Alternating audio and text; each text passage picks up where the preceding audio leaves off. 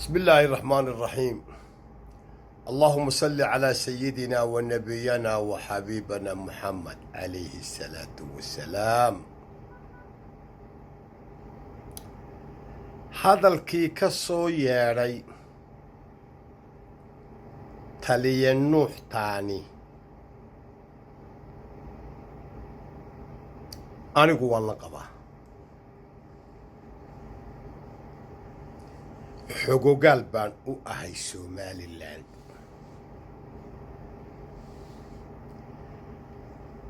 tan iyo maalintii SNM ay soo gashay iyo wixii shir lagu qabanayay anigu xogogaal baan u ahay. hadalka uu yidhi jenaraal nuuxtaani maxamed xaaji ibraahim cigaal allah ha u naxariistee ayaa maalin maalmaha ka mida hartiga waqooyi la shiray. urug anigu maalintaa waan taagnaa. raggii maalintaa joogayna waxbaa ka nool. wuxuu yidhi niman yahow harti waqooyi ina kala kaxeeya soona sheega meeshii inoo xada. hadalkaasu hadal dhaxalgal u ahaa taariikh ah, waxaana ku kallifay 20 baa soo gelayo 20 baa baxaya, 30 baa imanayo 30 baa baxaya, 40 baa soo gelayo 40 baa baxaysa. mabaadii iyo principle baan jirin. nuuxtaani kor unbuu u qaaday, waxaana ka keenay inuu kor u qaado wuu inaga xogogaalsan yahay.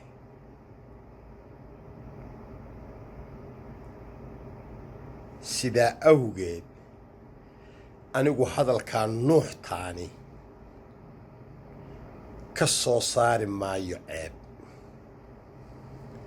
laakiin waan arkaayay dad badan oo dhaliilaya. ma hoos baanay wax u ogeyn, ma aqaan. ma xaqiiqaday ka tegayaan, ma aqaan. nimankaa harti waqooyi Somalilandnimadu waxay u baahan tahay principle, mabaadii bay u baahan tahay. waan ka mid ahay, kama midihiin, laakiin waan ka mid ahay oo waan hagardaamaynaya. waa ka mid ahay oo lacag baan ka guranayaa. waa ka mid baan ahay oo war waxaasi de maaha, tala maaha.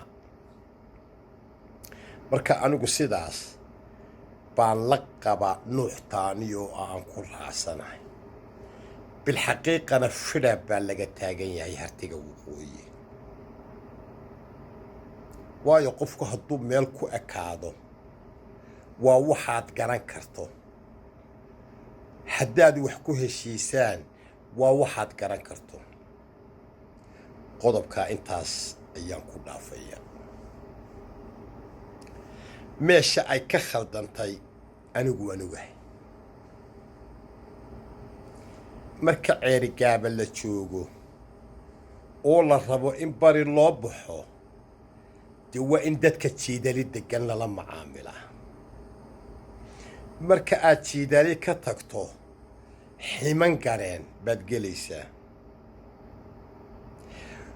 waad ka guuraysaa oo waad ka tegaysaa yoyub baad tegaysaa.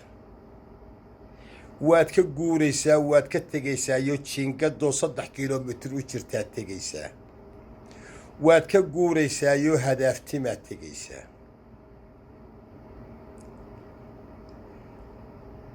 dowladihii ka horreeyey dowladda tan uu madaxweynaha ka yahay muuse doolaalo baran bay la macaamilaysay.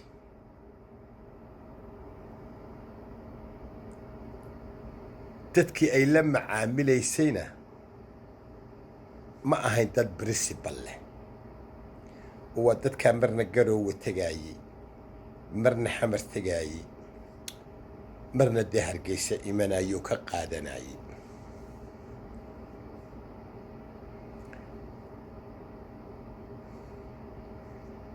khaladku wuxuu ka dhacay doolaalada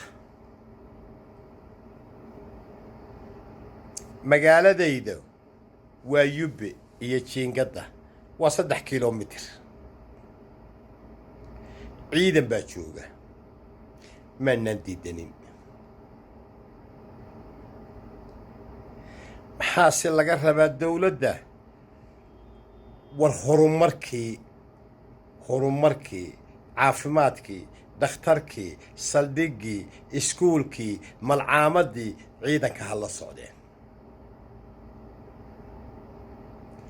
dadka meesha joogaa markaa difaacanaya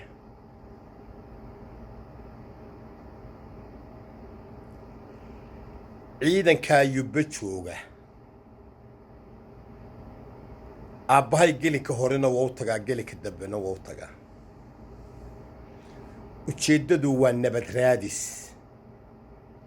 waa ciidan galbeed ka yimi u baahan oday u baahan dadku inay isdhex galaan u baahan haddii allaba kuu roo yahay nabad waayo haddii ay geed sanqadho dee rasaas bay furayaan laga yaabee rasaastaasina inay dadku dhacdo horta khaladku meeshuu ka dhacay madaxweyne muuse biixi ka hor waa doolaaladaa lala macaamilayay baran iyo dhahar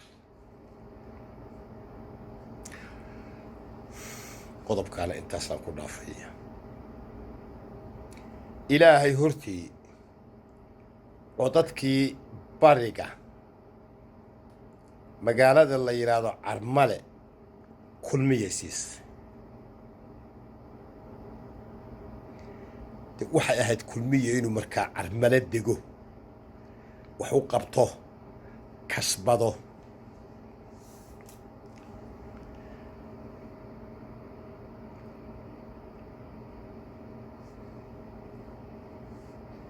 qofka waa in mabda' dabraa qofka waa in wixii uu leeyahay ama uu wax ku leeyahay uu difaacdaa laakiin haddii aadan waxba ku lahayn dee ma difaacan kartid marka anigu ciidamadaa tegey ee baran jooga ee garoowe jooga aniga aragtidayda waxaan u arkaa ninkii geela raaci jiray ee ka tegey ee geel kale raacay ee kororsaday hashaahib la magaceed intaa in ka badan anigu uma arko waayo mabaadii baan ii muuqan qodobkaana intaasaan ku dhaafaya alxaqiiqa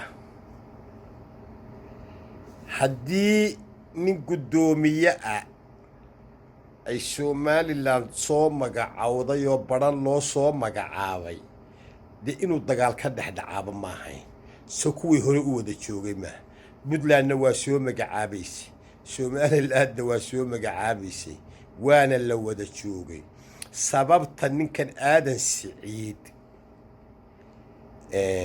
looga hor keenay dagaalka anuu kulley ma fahmin laakiin waxaa ka soo qaadayaa qabaliyad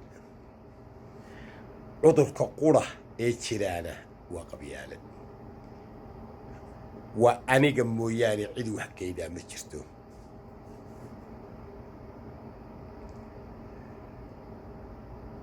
halkaa waxaa ka cad inaanay hadaf iyo mabaadi'i jirin alxaqiiqa wassalaamu calaykum waraxmatullaahi wabarakatu